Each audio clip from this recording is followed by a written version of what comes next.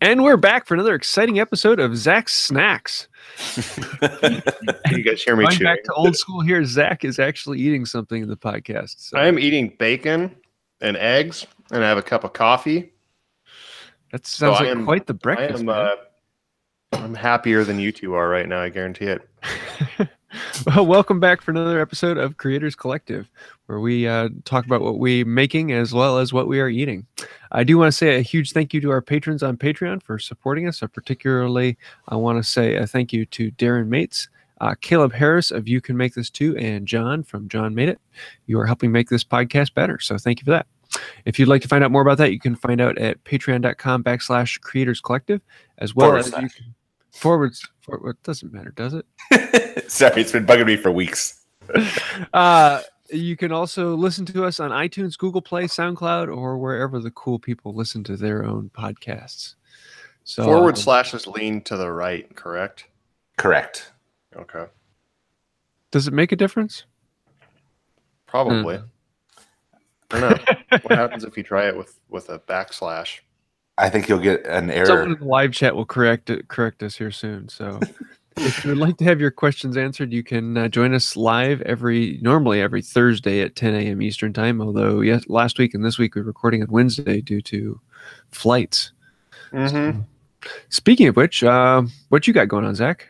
I am going to Cincinnati tomorrow. My wife's sister is getting married. So yeah. Let's see, what have I been doing? I always have to think about it. I don't know if that means I'm going to have like memory problems when I get older because I already have them. Forging stuff. So it's, of course, you guys hear my dogs going crazy in the background now? I'll let one of you guys go. I'll mute myself. I'll eat my bacon. And the dogs will have settled down by the time it comes back around to me. I just want to say I'm really impressed, James. I tried to totally trip up your intro spiel, and you just kept rolling with it, and you didn't lose your train of thought. And bravo, sir. That was impressive. No, so I'm actually getting concrete poured as we speak. The concrete truck, the second concrete truck. Actually, it's the fourth. The second pour started today.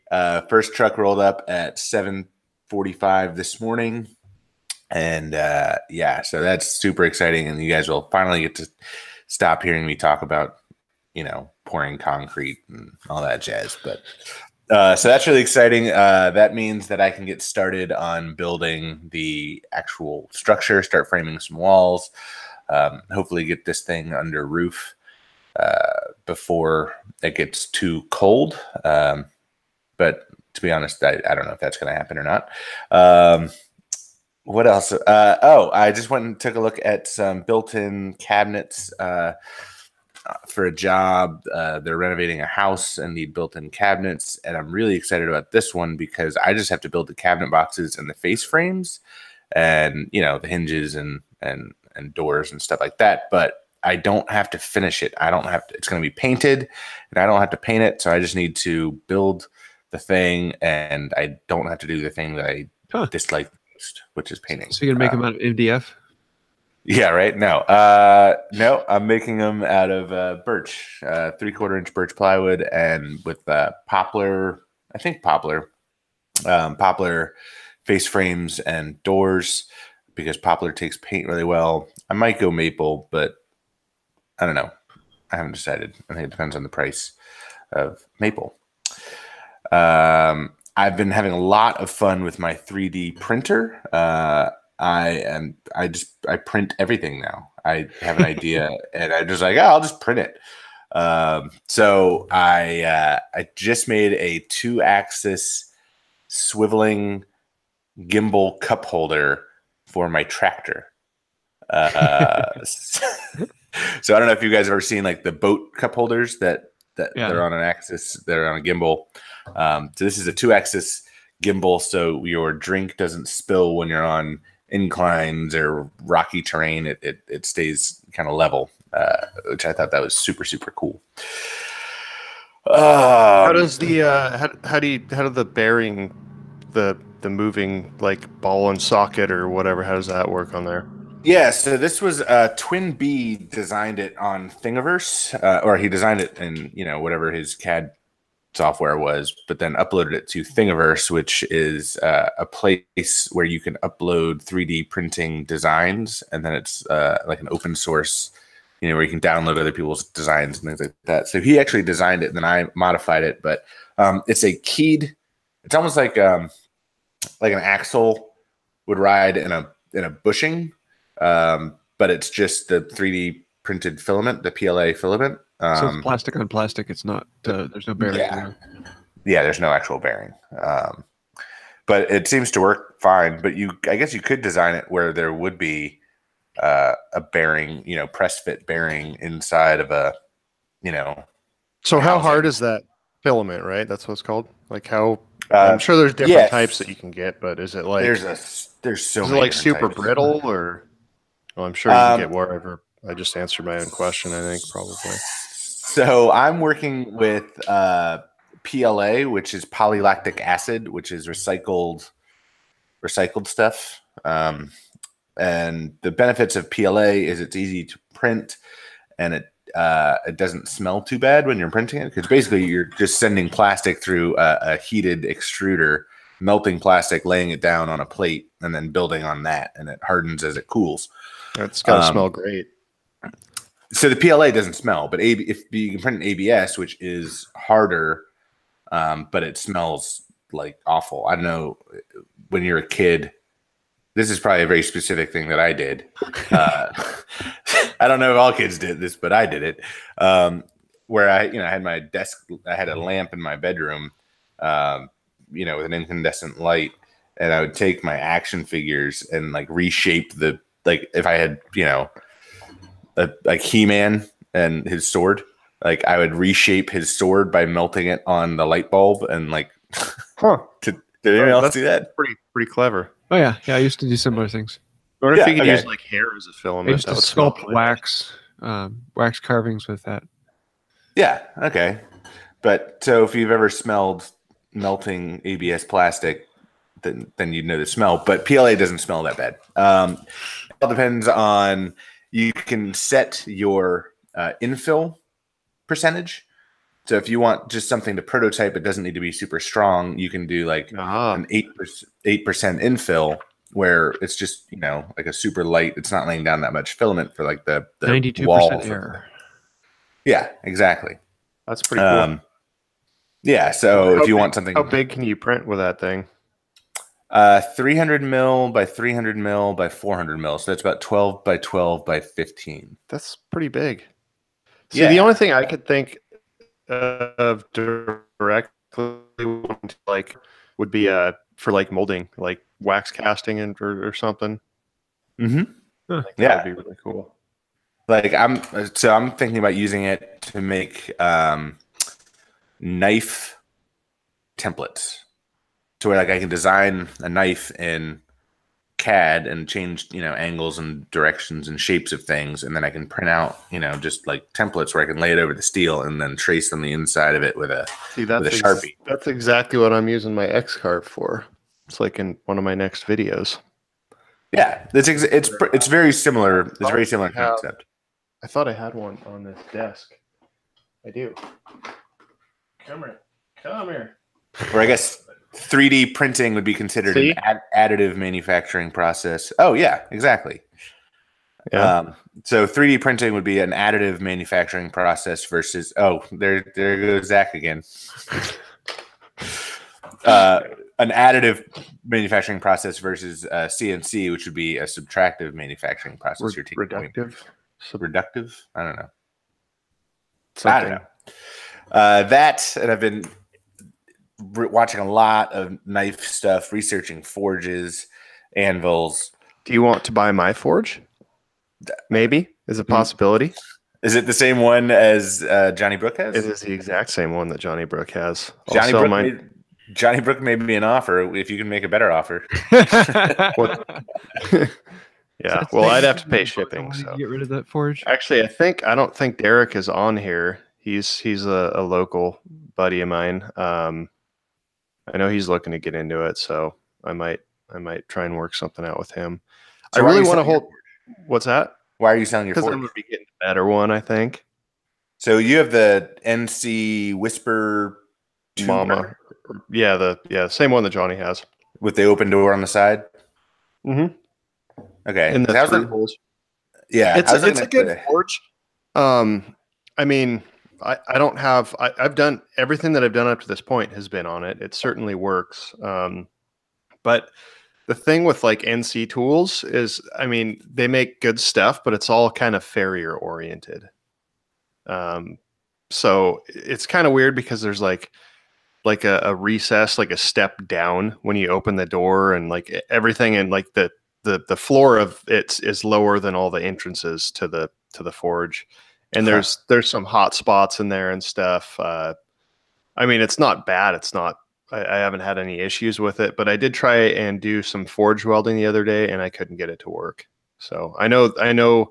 Supposedly those forges are capable of it, so like maybe I wasn't doing something right, but I'm pretty sure it's probably capable of forge welding, but it's a stretch maybe. So I've been looking into some of the Chili Forge stuff, and I think I'm going to get their single burner because it runs on way less PSI. It seems to be that like I know a lot of people that use their stuff, and I know 100% without a doubt that it does everything that I need it to do. And I could obviously build my own, but when it comes to forges and stuff, I feel like there's a certain science to it that I don't want to trial and error. I just want something that I know for a fact is going to work. I don't want to mess around with like the Venturi settings and like what angle the torch head is pointing into the forge so that it swirls and you get a oxidizing flame or a neutral flame. Like I don't want to do that. I mean, that's not what I do. I don't do science on my channel. I smash stuff and build things. I don't do science. I smash stuff. That's awesome. I'm looking at the Hell's Forge because it's relatively inexpensive and it's like a dedicated knife maker's forge. Huh, I haven't heard of that. They're made in Virginia, I believe, which is cool if you're me. But it's an oval shape, and they have a 2-burner design, and there's no door on the side or anything, but it's only for knife making. Like if I wanted to do anything bigger, that would need a totally different forge. I find that like because I'm secretly, I think I'm more into ornamental smithing. I'd like to that's my. I mean, knives are fun and cool, and I enjoy doing them, but I think secretly, like I could see myself doing a lot more ornamental stuff. I just think it's more open. But I don't think you don't need like a huge anvil for that, depending on what you're doing, because you usually work in sections. It's not like you need to heat up 3 feet of material at the same time. And a lot of that, if you're getting into like the bigger scrolls and stuff, an oxyacetylene torch or something where you can apply localized heat is. I think everybody should own an oxyacetylene torch if you work with metal. Like even with wood. I mean, it's one of those things that when you have it, you just find uses for it. They're pretty cool. I'd like one. I don't have one, but I'd like one. I'm looking at the Hell's Forge. It looks a lot like the Chili Forge. Well, what are you working on, James? Well, I actually haven't been working on much of anything this week because I've been out of town. But I went out to the Pacific Northwest Tool Collectors meet with the Best in the West in Oregon, and I'm going to say that I really was not impressed with Oregon, Zach. I don't know why you'd want to live there. No, it was actually a really good time. I had a ton of fun. I didn't buy a lot of tools, partially because I was flying out there, and partially because I don't have a whole lot that I'm really looking for, but I did purchase a few good ones.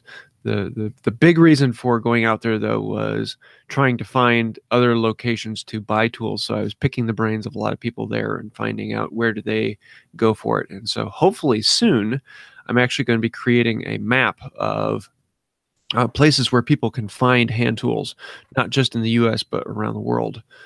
So hopefully in the next couple of days, I'm going to be putting out a video showing off the map, as well as asking for other people, where do you buy tools, and seeing if I can put more resources on there. Because I get people all the time that email me and say, there's no place around me where I can buy hand tools. And like 3 weeks before this meet, someone messaged me and said, I can't find anywhere around me to buy hand tools. And I said, well, 3 miles from your house, literally 3 miles from your house, is where the Pacific Northwest tool collectors are going to be meeting in a couple weeks. And people just don't know of all these places they're around just about everyone. And I'd like to actually show it. So that's the big project I was working on. If you could find one around Central Virginia, that would be awesome. Oh, there's quite a bit. Virginia is a hot spot for hand tools. Yeah, there's also a lot of collector prices on hand tools here, though. Well, yeah, you're always going to find that wherever you go. Make Brooklyn wants to know what kind of forge you use, James. I use my own hot air.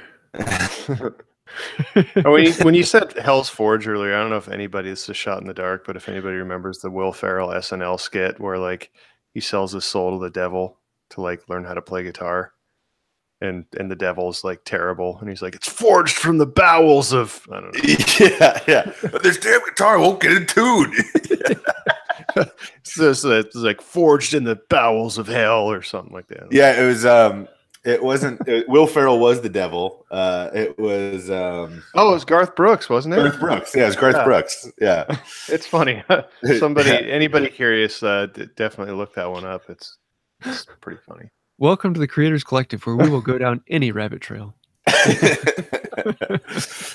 else are we supposed to fill an hour? I mean, we've already covered everything, right? We've covered everything that has to do with wood and metal at some point in our 90-something episodes. I'm diving into this knife. Yeah, just listen to the Creators Collective, where we've run out of things to talk about. No, shorter every week until it's just an introduction, and then that's our last one. Yeah.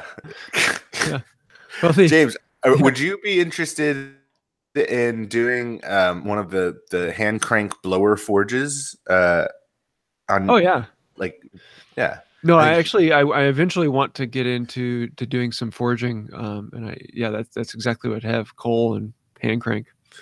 I want to have a space for it. I see you as more of an induction forge type guy. Yes, those things are unbelievable. If anybody's familiar with those, it's crazy. Yeah. Let's see. Oh, and the other thing I did this week is I went up to Tally Ho, which is a Samson Boat project. He is restoring a 100-year-old wooden sailing boat yacht. So it's like I think it's 80-foot long wooden boat. And it is absolutely incredible, and totally tearing it down and basically rebuilding this whole thing. But we were working on the frames while I was there, and the frames are the main supports that hold the outside, that create the shape of the boat, and they're what hold the planking on the outside and the inside walls of the boat. And holy cow, if you think that I do a lot of work, this project is incredibly complicated and huge. He has to make 88 frames, and each frame has 2 sides to it. So there's actually 176 actual frame cutouts that have to be made, and each one of these has to be cut out of live oak, and they're all this wild, curving, flowing shapes. So they have to be cut on a bandsaw. But not only that, at each frame, they all have to be cut on a bevel, because the ones closer to the front of the boat, the prow of the boat comes in, and the ones closer on the sides have to be pretty close to 90 degrees. But not only is there a bevel on the sides of all the frames, but the bevel is progressive. So at the bottom of the boat, it might be 1 or 2 degrees off, but then up by the sides, it might be as much as 20 degrees off. So as you're cutting on the bandsaw, the head of the bandsaw needs to lean progressively as you go through the cut. So as you're moving it through the cut, the head has to be rotating to create that angle. And so it might start out at 1 or 2 degrees and then halfway through the cut be down at like 10, 15 degrees. And then farther out, it comes back up. And it's just this amazing process. You've definitely got to go take a look at it. But it's, if you look on YouTube for Tally Ho, it will come up. That sounds insane. That's Yeah. like, how do you control that? How do you, is it like a, Well, he has a 100-year-old ship saw that is one of the coolest pieces of work I've ever seen. Like, imagine, Matt Cremona's bandsaw mill. mm-hmm. Take that, put bigger wheels on it, turn the head 90 degrees, so it's now a bandsaw, and then put that whole thing on a rotating contraption, and then put in a table that's like 6 foot by 4 foot. That's all solid cast iron. Wow. And that's the bandsaw. And so it's actually, it's so big that he's dug out about 2 feet into the ground to lower this into the ground. And it's still another 10 feet up, so that the table can be at kind of a working height. It's incredibly massive and totally cool. But a lot of fun to play with. That's crazy. That sounds really cool though. So I spent 2 days out there. That was just, it was a lot of fun. And if anyone likes anything to do with boats or woodworking or history, it is a phenomenal channel, and he is exploding. He's only been on there for about a year, and he's, I think, like 80,000 subscribers already. So his average views are 100,000 or more. That's crazy. I did my little Patreon Skype or Google Hangouts thing yesterday, and you guys know who Johnny Builds is? Yeah. I was talking to him yesterday, and I wanted to give him a shout out because he just put a video out, and like a week or two ago, and it already has 2 million views. So if you guys aren't following Johnny Builds, check him out. It's like a table, and go figure, it's an epoxy table, but still, it's like it's pretty cool. I'm happy for him. Wow. Oh, sweet. Cool. All right. Have we covered what all we're working on? I don't think I covered my week yet, actually. Oh, okay. So we've been talking about your forge, so now that I'm done eating breakfast. What you got? Well, I was forging stuff, so there. That's it. No, I was doing some wolf jaw tongs, mm-hmm. which are really hard to do. I mean, all tongs, I'm convinced. I mean, I think it's this masochistic thing. Like, it is a wolf jaw tong. If you Google it, that's probably the best way. So it's like, so instead of I didn't mean to sound like a smart ass when I said that, but so I mean, it's like how do you explain it? It's like a wolf jaw. It has like teeth in it. Yeah, so it's, I mean, you see like how my fingers here, like if you curl them, there's like little lumps in between them. It's like they almost have like little recesses to grab different sized stock. Yeah, so it's just tricky, really difficult to do those. And tongs are just, I hate making tongs, but I try and do a set every few weeks or once a month because I feel like it's a very, very, very good way to like keep your skills in check and learn, because they have to be identical. I mean, if you only had to forge one side, it'd be fine, but you have to make the other side. The length has to be the same. The little hinge plate section has to be the same size. There's just a lot of it. As far as I can tell, it requires almost every skill I have to make a set of those. And the wolf jaws were tricky because you have to like do a lot of chisel and line work to get the things separated. And so, yeah, that's what I've been working on. Naturally, it's the hottest time of the year here, so that's when I decided to fire up the forge and make life miserable. What stock are you using for your tongs? So like rebar? No. So here's what I have been doing. I've just used mild steel. So I think if you had a coal forge or something where you're like leaving your tongs on there, if you're leaving your tongs in the forge, you're definitely not going to want to use mild steel because they'll burn up and get soft and melt and stuff. But my tongs aren't really prolonged. They're not exposed to the heat for too long, so mild steel is fine. So in the past, I always used 3/4 inch stock. and made the tongs out of that. And I got it's a lot of work. I mean, it is just that's a lot of mass to move around, especially drawing out the reins. So I kind of gave up on that. And then I saw somebody, I think Christ-Centered Ironworks is his YouTube channel. He starts with 1/4 inch by 1 inch stock. And I tried that the other day. That's what I made those wolf jaws out of. So they're not like perfect, but it's the first set I've ever forged out of that stock. It's a little bit different because you're working the material, but it went way faster, way less work. So I think I'm a convert to working with 1/4 inch by 1 inch stock. So yeah, way faster. I mean, 3/4 inches, it's just a lot of steel to move around. Yeah. I don't have a forge or an anvil yet, but I'm going to have to try to make some. Yeah. Once I get them. If your first set of tongs comes out perfect, I'm going to be pissed. I'll mess them up on purpose just to stay. They're really hard to do. I mean, I don't know. Most people I think most people just buy them, and it's definitely easier to just buy them. I mean, you can get a good set for like $40-$50, and it takes, I mean, even now it takes me, I never think it's going to take that long, but it always takes me like 3-4 hours to make a set. And so it's definitely more time effective to just purchase them. But I don't know. I figure, that there's people that are good at them that can knock them out in like an hour, which is nuts to me.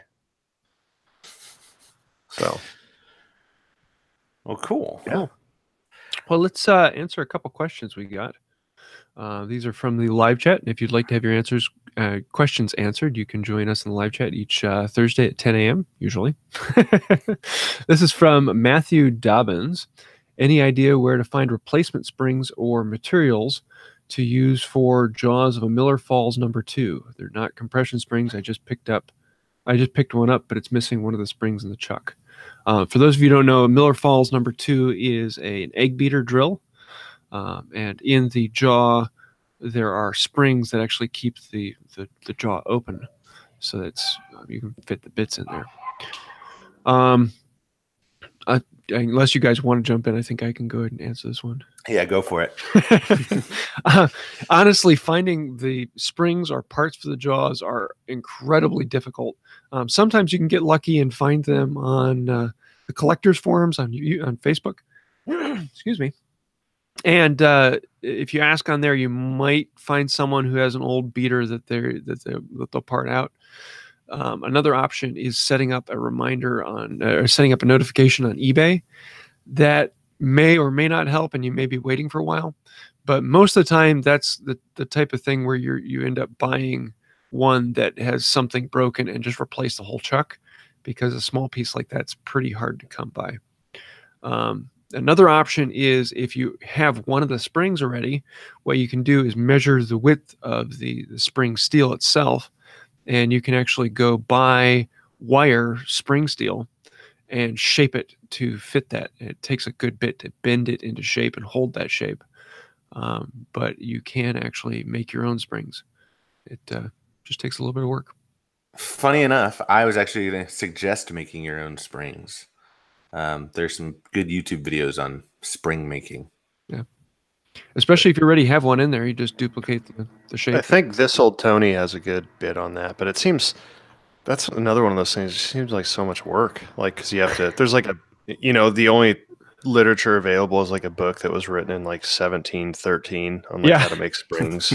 Yeah. And, you have to have I feel like you have to have a lathe, and like there's a lot of science that's involved in spring making.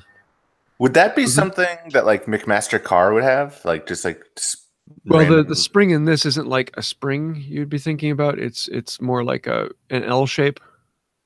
Oh, okay. And so it's a bent piece of metal as opposed to a curly Q spring. Okay. And it's a very specific shape. Well, then fine. Then I got nothing. But yeah, like McMaster-Carr, Amazon, you can find regular springs, but probably not this one. All right. So I forgot if I wanted to mention something. You guys are familiar with the Ample Tunes thing that my friend John and I are doing. I know some of our listeners are as well. So we have had people stealing our music and copywriting it. So that's a thing. Yeah, how cool is that? That's countless hours. You're hitting the big time now, man. Yeah, we've made it. So far, it's only all of our like electronic synthwave tracks. We're probably just going to take all of them down. Literally the same day. Every time that Jimmy DiResta uses one of those tracks, the same day, somebody like starts a new account and like copyrights all of the synthwave tracks. So we haven't had a hit on any of our other stuff yet. We're fighting with YouTube right now, trying to get the copyrights released. But that's been pretty disheartening blow to both of us, because I mean we're putting like probably 8 to 10 hours into these songs, and for somebody to for free, and for somebody to try and collect royalties on our work is super frustrating. That takes all kinds. So FYI, anybody out there, I think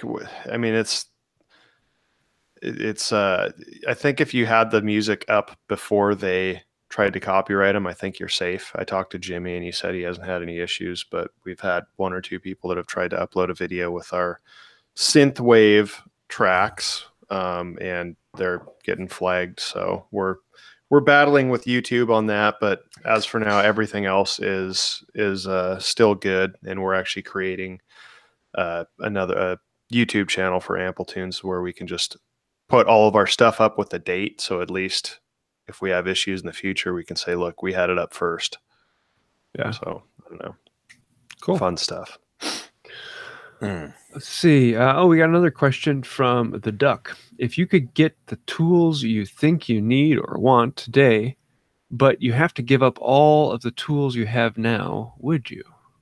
No. That's actually a really interesting question. I need to Is read that because again. you have all the tools you need and want? I mean, there's always, you can always use that one more tool, but no, I think that it's a collective. It's a collection. It's a process of education. It's starting with a circular saw and a drill, moving up to you're a shop full of tools, and learning the intricacies of every machine as you get it. I think that education is far more valuable than just a full shop of tools that yeah, so my answer is no. I value that education too much to to theoretically give up all my tools and have all new tools. Does that make sense? Yeah. Well, I feel like I couldn't give up the tools that I have now are, it's ground up. So like you start with the staples. I couldn't do without the tools I have now. So, I mean, I'm in a pretty good spot, even though I have like a 1.5 car garage. I pretty much have everything. I have everything I need. Obviously there's more that I want. I want a planer joiner, but that's about it at the moment. I there's pretty much every tool I have, there's a better version of that tool out there, but the tools I have tell the story about where I've been and what I'm doing. Yeah. And I think to me that story and that history is worth more than the tools themselves, because the tool is, well, yes, it's a tool to do things, but it's more than that. It's an extension of who I am. James getting all sentimental here. I know, and that's because a tool is not just a tool. It's you. Well, did you guys see on Jimmy DiResta's story? He just got a drill press that they believe it was in the building. It's been in the building for like 150, 160 years. It's a drill press that they think belonged to Thomas Blanchard, who lived there, who's the guy that invented like the steam carriage, like the first car. Like that's pretty cool. That's pretty weird to, you can Wikipedia him, but it's just weird to think that like you have this tool that could have made a part for the first automobile. Like it's just so that there is certainly some cool sentiment there. Absolutely. But I found the other day, this was like a couple weeks ago, I was using a punch, like just a center punch for something, and I flip it over, and there's BH on the side. And I'm like, I think this is my grandpa's punch. I had no idea. Like, I don't remember getting tools from, my dad, or I'd never met my grandpa, but my dad was over, and I'm like, I think this is your dad's tool. He's like, yeah, probably. I'm like, that's awesome. It's crazy to think that, like, who would have thought that he bought this tool, 60 years ago, and his grandson would be using it. It's kind of cool. No, absolutely. I've got my granddad's Dunlap jack plane, and he died 2 days before I was born. So, yeah, it's there's something cool about I think I used to probably like nice clean stuff, but it's really neat sometimes getting an old tool that has somebody's initials in it. I think that's kind of cool. I mean, it's like, thanks, Ernie. Whoever Ernie is, or whatever. Some of the things I love about the wooden body planes that I have is in the one end of the plane you have the maker's mark, but in the other end of the plane you'll often have like 7 or 8 stamps from the woodworkers who have used it over the hundreds of years of its life. That's so cool. And so you have no idea who these people are, but you know that this tool has produced a lot of other things for a lot of other people. It makes it a lot of enjoyment. Very cool. History. Wonder who's going to get all my tools. So I think we're all in agreement that no, we would not give up our entire shop full of tools for the tools that we think that we need. And I think that there are people out there who just they jump into it and they have a lot of money and they go and buy the best of the best. And I think that they're kind of missing out on the enjoyment of learning and growing, because at that point they're buying a tool as a tool and not as in. It's not something that you're going to be learning all those steps and things, the history of becoming a maker.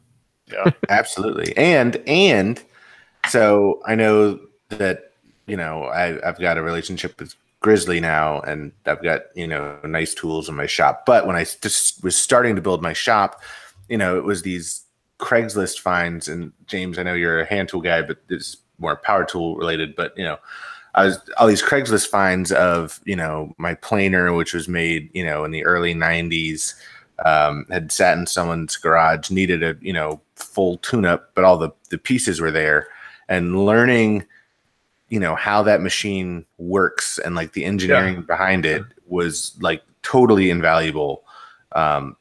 Versus, if I just bought a brand new, whatever that worked perfectly, and then when something starts to go wrong, or I'm getting snipe on my planer or something, going, I don't know.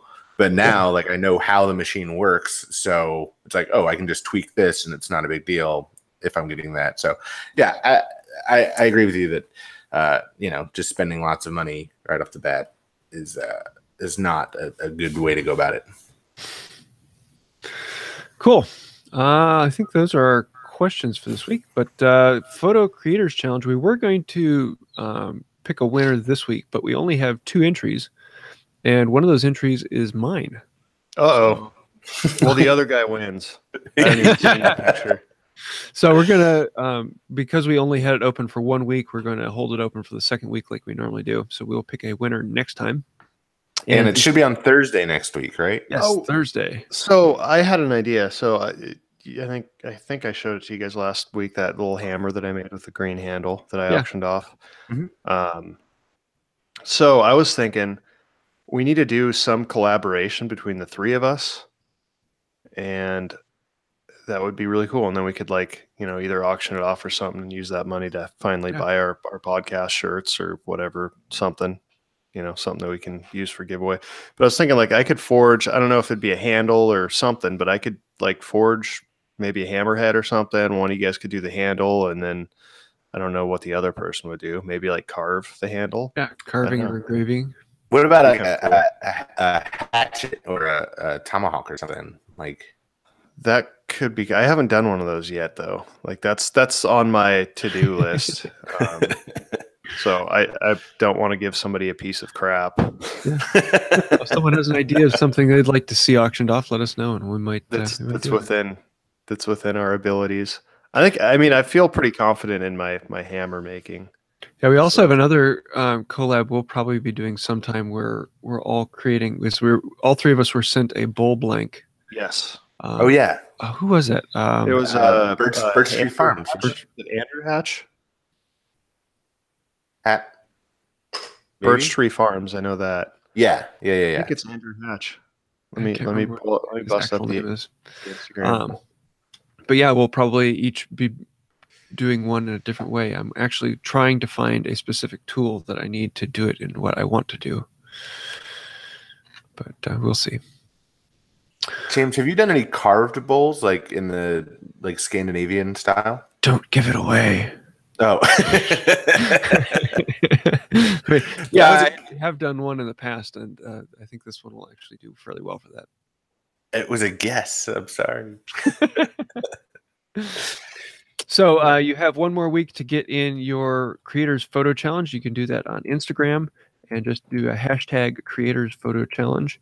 And the topic for next time is framing. So frame your image, whether it be with an actual frame or a frame saw like I did. Clever. Or in like, I really like the other one though. He has like flowers hanging down around it. I don't remember who had that one. So somebody else suggested you could do a carving knife. Oh yeah. Yeah, make Brooklyn. Yeah. So who knows? We'll see. Now we do have a joke of the week from Yes. Carbonite Gamorrean.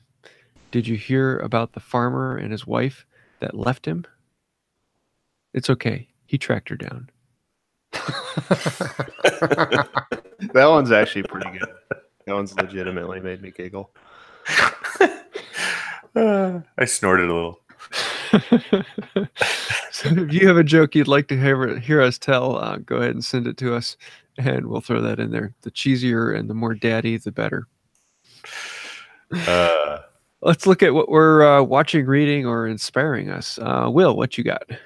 I am watching because I've been totally knife making has totally like taken over my brain. I just think it's so cool. Have you made anything the past like week or two? Have you finished anything? No, I've been working on the house. I haven't had a whole lot of shop time. I've been editing photos and working on the house and getting actual concrete. Woohoo! Bummer. Well, I mean, that's good, but you're not sick of hearing me talking about concrete yet? Well, yeah. Someday I will be done complaining about Florida, and you'll be done talking about your pool.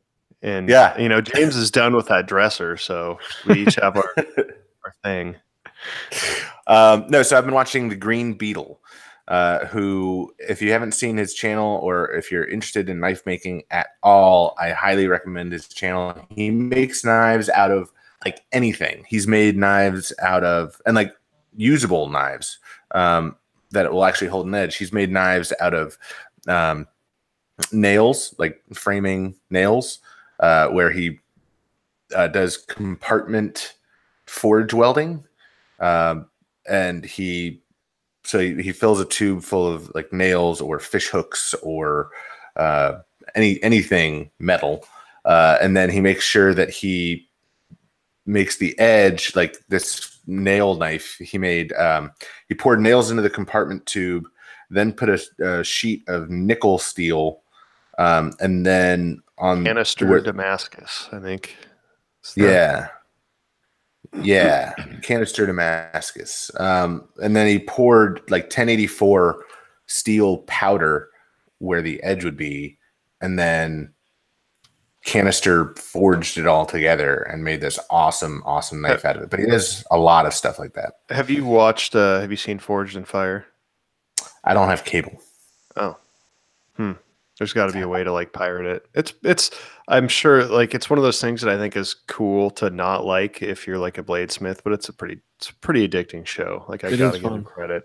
Yeah, you can watch it online. There's a couple places. And it's the problem is it's gotten like more ridiculous. Like it used to be like really like I mean it's pretty strenuous. You get like I don't know how many hours they get to forge a blade, but now it's like they keep upping the ante every season. They're like, all right, we're going to tie your left foot to your right arm, and you have to make a knife in 30 minutes and canister. I mean, not really, but that's what it seems like to me. But so I'd watch that one. I know Hoff Hoffman Blacksmithing. Yeah. He's been on there. Yeah, Liam Hoffman. Yeah, he won. Yeah, and which is pretty cool because I didn't realize that. I just knew him from Instagram. We like each other's stuff, and then I saw that he was on Forged in Fire, and I was like, oh, that's pretty cool. But I don't know what makes Goldberg qualified to be a. That's a different one. So that's yeah, I don't like that one. That show. That's the I can't remember what it's called. It's like Cut or Die or some ridiculous name. It's like a Forged. What the hell is it called? I can't remember. But it's I can't take it. Like Forged in Fire is actually kind of chill. Like it's just kind of like it's almost relaxing to watch these people just like making stuff. And then there's like the other one's like a knife kung fu bucket chop thing contest, and Goldberg's just like for 30 minutes. It's just I can't do it. Like he should be selling like Mountain Dew and Monster Truck tickets, not like narrating a knife show. It's ridiculous. But yeah, check out Green Beetle. It's really inspiring stuff. Nice transition there. Cool. Yeah. James, what are you watching or reading? What's inspiring you? I have to say Tally Ho. It's a channel that I've been watching for the last year. I think I started watching him in like his first or second video. And it was kind of cool to actually go out there in person. The amount of skill and the sheer amount of live oak needed is incredible. And it is an inspiring build and one that I'm really looking forward to watching and hoping that I can get out there again sometime and give him a hand. So definitely check it out. It's Tallyho, Tallyho on YouTube. So incredible project. I can't say more. Cool. What about you, Zach? So Brent Bailey. I know I've talked about him before. I have a few of his hammers. He just recently, like over the past month or two, he started putting out a bunch of YouTube videos, which he hasn't historically done. He's kind of mostly an Instagram person. And I like him. A lot of it's on the power hammer, but still you just get to see, everybody has a different technique for doing things. And this, I mean, I would say this guy he's like, and it's kind of weird to use the word hammer in the same sentence, but like he's like the Mozart of power hammer. So it's interesting, but his videos are really short. They're like 5 minutes, and there's no cutting, no editing. It's like, I'm going to show you how to make something that would take you 4 days to do, and I'm going to do it in 5 minutes. So there's just no BS. A lot of cool techniques and stuff. So yeah, Brent Bailey. That's who I've been watching. Cool. Well, do you have a product of the week, Zach? I will in a minute. Why don't you guys go? Will, what you got? Got it. I don't have one yet, but just because I've almost pulled the trigger on it. I got to go with that Hell's Forge for knife making. Strictly on the reviews are good. Does that count? It's my going to be favorite product of the week. Oh, have you ordered it yet? Not yet. I messaged them on Facebook. Yeah. To see if they wanted to like sponsor a video or something. Collab or something. Yeah, do a collaboration. But if they don't, I'll probably buy it. Nice. Yeah. James, how about you? I have to go with the ship saw that I got to work with at Tallyho. If you can't tell, I really enjoyed my time out there. But this saw, I think you just enjoy saying tally ho. I do. This saw is just incredible, and words cannot describe how massive and complicated this thing is to be able to progressively change the pitch and angle of the saw. Because in most band saws, the table turns. In this, the table is always flat, and the saw itself turns around the table. And it has a power knob, so you can actually turn it by power, but that actually moves it a little too fast. So the way he has it set up is a crank on the end, so there's a second person watching the angles written out on the board, so that he can turn the crank to match the angle at different spots on the board. That's insane. Angle. So yeah, definitely go look at it. His most recent video has a has a good look at the saw. And the next one coming out will have even more. And I'll probably have a video coming out soon with what I did on it. So it's a seriously cool channel as well as tool. Where do you find something like that? Well, this particular saw is, they don't know exactly how old it is, but it's probably somewhere around 100 years old. And he was wanting to have something like that. He actually was going to end up having to do it with a Sawzall and having a bed mounted to the Sawzall so he could slowly change the angle of the Sawzall. But that would take forever to cut one of these things out. And someone watching the channel said, "Hey, I've got one. Do you want it?" Wow. Yeah, and so this makes, like, we were cutting 10-foot long boards, and a 10-foot long cut dead on the line through 2 1/4 inch of live oak, which, if you've ever cut live oak, it is incredibly difficult.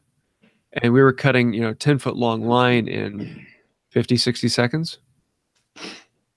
While changing the angle, it was probably a little longer than that. It was probably like a minute and a half, but still, that's incredibly fast. Wow. Yeah. So Zach, have you thought of one yet? I have. What you got? So this is a music related stuff. So as anybody who follows that knows, I have this weird affinity for like spaghetti western music, and like I've wanted to do like a spaghetti western rock band. We have a handful of tracks up on Amplitunes that are kind of in that realm.